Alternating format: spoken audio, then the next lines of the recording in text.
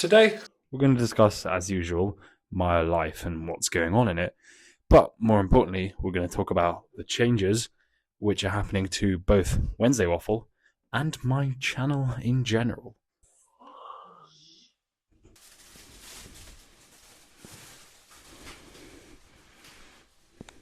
In short, I've set myself a bunch of rules and expectations about Wednesday Waffle and my channel, which have now constricted me, limited my creative freedom, and made me dislike this more than I really should.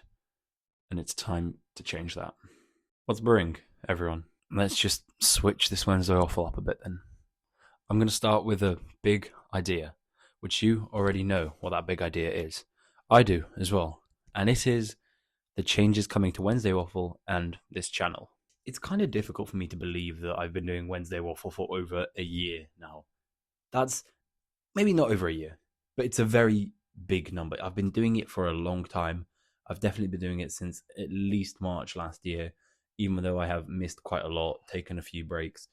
I have been doing it for a while. And when I pressed publish, or I don't think pressing publish is that big of a deal, when I first hit record on that first Wednesday Waffle, I don't think I could have possibly imagined what I was getting myself in for. I don't think I could have possibly imagined that in the future on Wednesdays I would have to get back from school, make a video by recording it, scripting it, editing it, and uploading it in 2 hours before I have to go out and do a shift teaching swimming. I could have never anticipated that, and because of that, what I initially set myself at the start of the year, not even this year, last year, the expectations I've set upon myself then and as the year progressed almost don't align with what I want to do and who I want to be anymore. I've kept adding and adding stuff to my workload, per se, of making videos, when in reality, what I should have been doing is simplifying, abstracting, and generally making easier and more enjoyable for myself. My hair, my hair and I have come a long way since I first pressed publish. So I guess I'll tell you some of the things which have changed. Initially, I just wanted to talk about my life. I'm pretty sure that was the whole meaning. I'd found out about Jai Howitt and his channel fairly recently at that time, and I'd realized that one of the best ways for me to actually get consistent with YouTube is to make a weekly series where even if the videos aren't necessarily the most interesting, I learn to edit them, I learn to script them, I learn to talk to a camera. That was my big inspiration, and to an extent he still is. That's part of the reason this is called Big Idea. It is word for word taken from Jai's own videos. But as the year went by, I kept adding extra expectations to myself, and by the end of the year, if you'd watched some of my previous videos, I'd actually said that I was going to upload twice a week, and then once every 2 weeks. So I was going to upload Wednesday Waffle, I was going to upload a video on a Sunday, and I was going to upload a really good video on a Monday. And that was complete bollocks. Ultimately, I'm not a good filmmaker yet. I'm not a good video maker. I can't script very well. I can't make very good thumbnails or titles or edit particularly well when you compare me to really good YouTubers. Obviously, comparison is a thief of joy. I think that's what I've basically just found out. Simply, what I'm going to do is I'm going to scrap all of those previous expectations, and I'm sorry if you've subscribed for them. But before you leave and click unsubscribe, there's something else which will happen, and I'm pretty positive this will happen. What it is quite simple, and I really should have seen it at least a month ago, maybe 2 months ago, maybe 3 months ago, before Wednesday Waffle episode 20. I'd made 20 of these videos and not seen that I was just not enjoying them. They were just making me more busy, and ultimately doing everything on a Wednesday is super annoying. And the way I solved that is by asking myself to do more. I told myself to upload on other days, to record, to make scripts, and shocker, none of it ever happened. I mean, I'm not particularly surprised looking back on it, because the human mind takes a path of least resistance. There's no reason for me to upload a billion gazillion videos when I'm already uploading one a week. This video is as likely to go viral as another video which I make about a different topic, if not more likely, because those videos are regurgitated and this video is pretty authentic. So what I'm going to do is I'm going to focus in on Wednesday Waffle. Rather than making more videos, I'm going to make fewer videos, or I'm going to make the same amount of videos, but I'm going to make them over a longer period of time. My plan is currently, and it is subject to change, so don't hold me 100% to this. Hold me 100% to uploading a good quality Wednesday waffle every week, but not to this plan. This plan currently says make 3 Wednesday waffles in different styles. So I make one Wednesday waffle where I'm cooking and talking. I make one Wednesday waffle where maybe I'm playing games and talking. I make another Wednesday waffle where I'm walking around, or I make another Wednesday waffle where I'm just sitting. I make a Wednesday waffle with good editing, or I make a Wednesday waffle with montage editing. I make a short one, I make a long one. I experiment and I make 2 or 3 videos in different styles, and they're all Wednesday waffles. Every video is going to be weekly. That's the only real commitment I need. It's to upload a good quality Wednesday waffle every Wednesday. As I said at the start, I've constrained myself to this, and it's really dropping the quality of these videos. This might even come out on Thursday because I won't have time to edit the more complex intro which I have made. I made this more complex intro because I want to enjoy Wednesday waffle again. And I have. I'll get onto this at the end of the video as well. Stay watching so you can fully understand the depth of what has happened today. But I really enjoyed making this. I really enjoyed scripting it. I really enjoyed sitting down, finding a way to set it up. Now I'm really enjoying talking to the camera. And this is all learning. Ultimately, this is why I'm changing Wednesday Waffle. It's because I want to learn. Thank you for all subscribing, but I doubt any of you have subscribed to watch poor quality videos every Wednesday. And that's what it's been, right? I've uploaded one video in the past 6 months, which is not Wednesday Waffle. No, I've uploaded 2, I think, and both of them have done exceptionally poorly. I've been really sad with it because I did put a lot of effort into them. Feel free to watch them. There was 99%, which I really enjoyed making the thumbnail for. I think there was another one. But ultimately, I don't need to change anything major. I can just stick with Wednesday waffles and make them a little bit better. So there we are. I'll finish off that thought about, I'll break it right now, motivation, in a minute. But that's my big idea about Wednesday waffles sorted. I really don't want this to be super duper long. So I'll get on to what I think part 2 of these videos will be. This is my first stage of experimenting. I'm going to try to find a structure which I enjoy and which helps me. So currently I've got big idea and now life lessons. It's a bit of a life update, but I think life updates are quite boring when you just talk about what's happened in your life. And I think what's better is if I can talk about what's happened in my life, but distill a lesson from it. So I'll give you an example right now. School. School, as ever, is just exceptionally, unbelievably boring. Especially now, we finished all our content and we're basically just revising until our GCSEs, which are in May. So we have got 5 months, 5 whole months of just revision in basically every single subject. Regardless of whether it's English, RE, or maths, it's all revision. And unfortunately, the 3 which I have listed are the worst ones for me to revise. I found that I'm really annoyed at my marks in English and RE because I know I haven't revised for them. I know that because I haven't revised for them, I haven't done well. But I also know that I haven't revised for them because I really do not like writing essays. I don't like writing long answers. They take a lot of time. I do not. Correction. I have time. I do not prioritize English and RE revision above making a Wednesday waffle. Because school is so boring, I dream of who I can be, what I can do. I dream of opening an envelope at the end of school, and I open it, and it's straight 9s. Every single thing on that piece of paper is a 9, which is the top grade if you don't know. Dude, that would be so nice. Before that, I need to revise. And I actually kind of like revision. I haven't really tried English and RE revision to the same extent I've done science revision. And perhaps that's why I don't like it. It's just because I haven't tried it. But I know I need to revise them. And I'm fairly motivated to do that. In addition, I've been extremely disciplined at school. Or at least I think I've been more disciplined than I have been at other times. I've really liked standing in a strange little posture with my hands behind my back. It might be on the thumbnail. To distill a life lesson from that short anecdote, which could have been shorter because I kind of yapped, but that's kind of what you're here for, hopefully.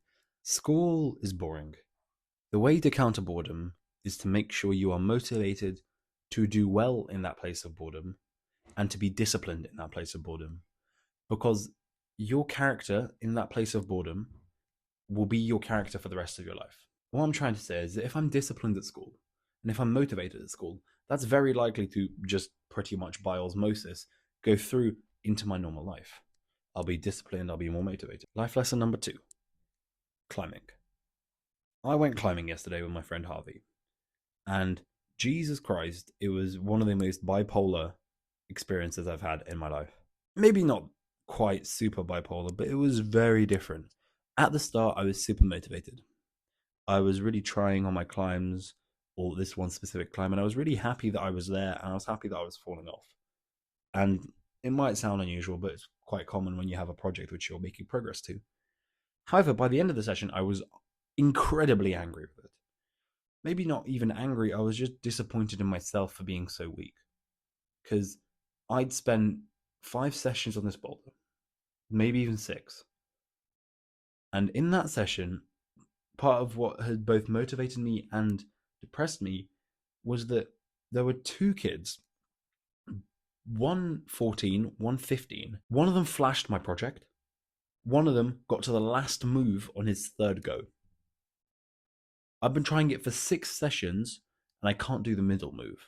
So whereas this was incredibly motivating because people who are younger than me can do it and it shows that it's possible, at the same time it's so annoying when you compare yourself to them and you're like, what am I doing wrong? What are these kids doing correctly which I am just objectively doing wrong? It's really annoying and it really hurt. But everyone knows comparison is a thief of joy. Slightly deeper. I was with Harvey, and at the end of that session, I was annoyed. What I sometimes forget is how useful it is to have someone who recognizes your annoyances. What essentially happened is after we left the gym, I usually cycle, he usually gets the train. I walked a little bit with him, and I just projected all my annoyances with climbing onto him. And it's made me feel so good. I was still annoyed last night at it, and I was still annoyed this morning, but now I'm completely over it. And actually, in the moments after I had talked with Harvey, I was happy, and I was happy until after swimming. Not even swimming, I didn't even have swimming yesterday until after dinner, but perhaps that's because I didn't have time to make something like this, and I wasn't happy, not with climbing, but rather with my lack of action on something which I really find purposeful, because at climbing, I hadn't set the project, and so it didn't feel as useful as it perhaps could have been. So the lesson is, comparison is a thief of joy, and the way to overcome that is to find someone who relates to you and project that comparison onto them. Tell them that you're comparing yourself to a 14-year-old who has done really well. Tell them that you don't think you're weak enough. Tell them you don't think you're weak enough. Tell them that you don't think you're strong enough. And tell them that you want to leave this. Tell them that you want to quit. Because when you say that, you realize how foolish that sounds. And they have gone through the exact same thing, if they do truly relate to you. If I had filmmaking friends, I'd project onto them my issues with filmmaking. All from this one lesson I just had. My final life lesson before we get onto the last bit, which I'm looking forward to the most, I've got leading from the front. At swimming, our teacher dipped 45 minutes into the lesson. It was a bit weird, but they write the setup on a whiteboard. And what I did, which I've never really done before, but was probably inspired by Kaladin, who I'll get onto in literally a second, I read that, I hopped into the pool and went in front of everyone else, all the guys in my lanes, so there are 3 lanes, and I told them, right, we're going to do 150 backstroke pull. That was the next thing we did. And so we did like 2/3 of the set with no teacher, with really scuffed instructions because they told us to do certain things and then leave our equipment on the wrong side of the pool. So we'd have to get to the other side of the pool, stop, go back to fetch the equipment and go back. It just made no sense, but we managed to do most of the set like it. And I was coordinating most of it. And what I liked the most about it was that I would tell them, right, fellas, we're going to do 150 as 50 front crook and then 100 backstroke. I'd tell them that, and then I'd do it myself. And then they'd follow me. This is what I call leading from the front. The way you lead is not just by shouting from a soapbox, but you actually hop in with the people who you're with, and you show them exactly how it's done. Because a true teacher knows what they're doing. And the most motivating thing is to have someone better than you, leading you, who's telling you what to do. It's so easy to follow them. especially if you are skilled in that field yourself. So who's Kaladin? Kaladin is from the Way of Kings. If you watch my previous video, which I kind of recommend, I don't think it was super good, Kaladin is the squad leader of Bridge 4. And he was a slave. He got put into this bridge crew with a bunch of other pretty much slaves. And even though all of them were literally the lowest of the low, at rock bottom, he decided, you know what, I'm going to give it one more shot. I'm going to try train these people to pretty much be warriors. And they succeeded. They become some of the most elite fighters in the whole land, at least at the point in the book which I'm reading, the second one.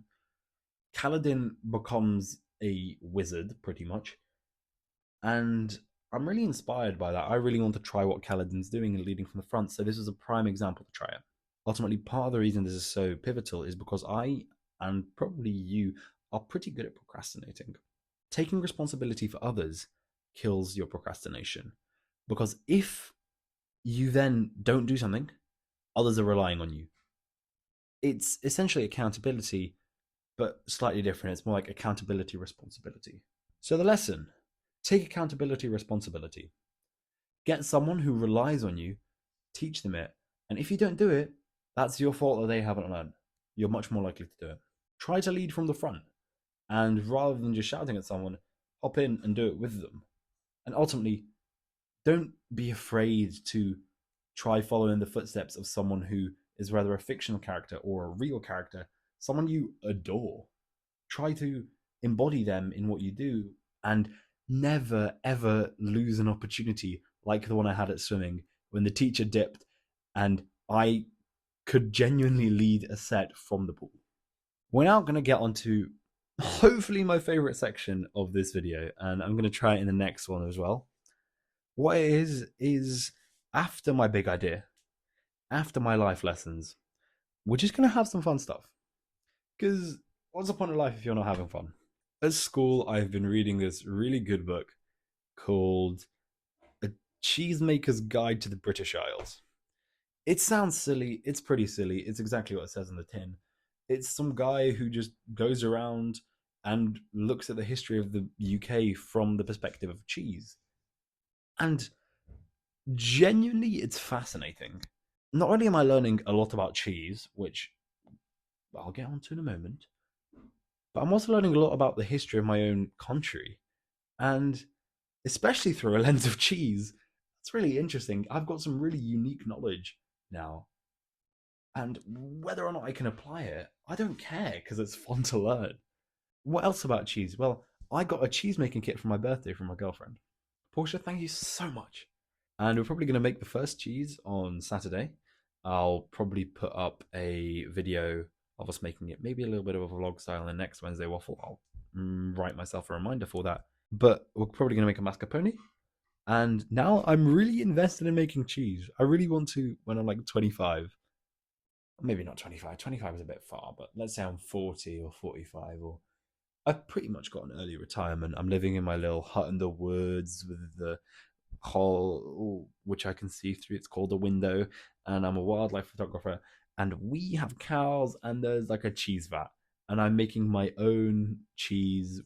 It would just be so fun, and I've been dreaming about that quite a lot while I have been reading the book. So I can't wait to make my own cheese. It's actually not that hard. I thought it would be much harder, but you pretty much just add rennet, citric acid, and milk, and then you make sure the temperature's fine. But I'm somehow going to be able to mess it up. I'll bring you guys along for my experience making cheese, and maybe a little bit in the next Wednesday waffle, because what I think it's going to be is it might just be a compilation of the week which I've had, what I've learned from it, and hopefully it'll be pretty good. Because I ultimately want a kind of wholesome YouTube channel where I don't regurgitate what all the other guys on the internet are doing and going, the key to motivation is this. Like, I'd love to do that because I know it helps to an extent, but I've never learned anything from one of those videos. If you have a genuine example, you have a genuine thing you've learned from it, told to you by someone who you can at least kind of relate to. Hopefully, I hope you guys kind of relate to me. I would be absolutely traumatized if you don't. That's a lie. Don't worry. I wouldn't be absolutely traumatized, but I do hope that I'm at least somewhat relatable and sometimes a little bit funny, unlike the rock solid guys with a buzz on the internet. Like, dude, you're they get boring sometimes, and it's nice to talk to a real human being. And the best way to do that is to get an insight into my life while I tell you about what I've learned from it. And ultimately, I just need to record stuff and I need to get it out there. And I need to learn from what I'm doing, and I need to learn stuff how to do. There's so many things I can do, and it ultimately just ends up in the fact that the best way to learn it is to do it, and the best way to do it is to make a weekly video with just random content, which I do record. Don't put too much pressure on myself, but do put responsibility on myself to do well and to upload and to make sure that people get the video who the video which they want to see. Next kind of fun thing is stillness and meditation. This is kind of fun, I guess, but what I really like doing is not just meditating. You know, meditating is really good, but it can have quite high friction. What I do like is lighting a candle. When you light a candle, you just look at it, it automatically relaxes you, pretty much, so long as you're in darkness yourself. But the even better thing is if you can write by candlelight. It's really nice. You get a little candle, and yeah, you just write. You open up a journal, and by hand, ideally with a pencil, but a pen works as well. I've been doing it with a pen, but I do like doing it with a pencil. You just write a bit about whatever you normally do in a journal. The candlelight really amplifies your sense of creativity. Maybe I'll hop into another Wednesday or maybe the next one. But it's really, really nice to just write by candlelight. I actually remember I made a poem about this back when I was in my poem writing phase, and I probably want to get back into that because I think it would be a really good way to structure my Wednesday waffles. But I need to experiment. So I'll just tell you the one which I made that one time. I remember one of the lines is, "Hit the lights and light a candle. Let the light and darkness tangle." And then it was, "Feel the heat of their creation. Let it spark imagination." I'll probably touch on this in the next Wednesday waffle about the power of darkness and what it can do for creativity and inspiration. But we'll see. My video just cut out as well, if you saw from the cut. Maybe I've been recording for half an hour. I have been recording for half an hour. It's all right. And so that's what we've got from this Wednesday waffle. The final thing I want to touch upon right from the start was motivation. True motivation makes you energized. At school today, I was tired. I didn't want to do anything. But then in period 7, I remembered I'm going to come home and make a video. I was so motivated. Suddenly, my energy just spirals. It goes out of control, and I'm bursting with imagination and joy, really. So when you have something which truly motivates you, energy is not something you need to worry about. As the video just cut out, and realistically, this isn't coming out on Wednesday because editing a half-hour video might not happen, but whatever. We'll see. I'll just finish you with the haiku and something to think about because quotes are lame. And I don't mind writing haikus and writing something to think about, but trying to think up of a quote is quite strenuous. So my haiku. I actually want to take this seriously though. So listen up. The winds blow random, whisking up fallen leaves there, and turn whenever.